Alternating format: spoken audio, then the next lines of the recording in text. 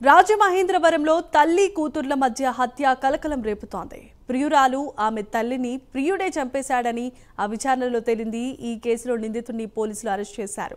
ఏలూరుకు చెందిన అబ్దుల్ మజీద్కు 2 భార్యలు. మొదటి భార్యకు 3 కుమారులు. వారంతా రాజమహేంద్రవరంలో స్థిరపడ్డారు. మాజీద్ రెండో భార్య సానియాకు సామ్యా అలియాస్ సనా అనే కుమార్తె ఉంది. ఆమె వయసు 16 సంవత్సరాలు. 3 ఏళ్ల క్రితం మాజీద్ అనారోగ్యంతో చనిపోగా అప్పటి నుంచి కుమార్తె సనా ఈవెంట్స్లో యాంకర్గా పనిచేస్తూ తల్లితోనే ఉంటోంది. 6 నెలల క్రితం సామర్లకోట దగ్గర ఈవెంట్కు సనా వెళ్ళింది. అక్కడ ఆమెకు శ్రీకాకుళం జిల్లాకు చెందిన శివకుమార్ పరిచయం అయ్యాడు. పరిచయం కాస్త ప్రేమగా మారింది. శివకుమార్ ప్రస్తుతం హైదరాబాద్లో ఉంటూ సినిమాలో లైట్ బాయ్గా పనిచేస్తున్నాడు. తల్లితో కలిసి రాజమహేంద్రవరంలో హుకుంపేట పరిధిలో డి బ్లాక్లో సనా నివాసం ఉంటుంది. వీరితో పాటు మొదటి భార్య కుమారుడైన ఉమర్ కూడా ఉంటున్నాడు.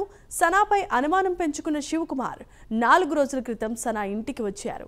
ఇద్దరి మధ్య గొడవ జరగడంతో ఉమర్ సర్ది చెప్పే ప్రయత్నం చేసి వెళ్లిపోయాడు.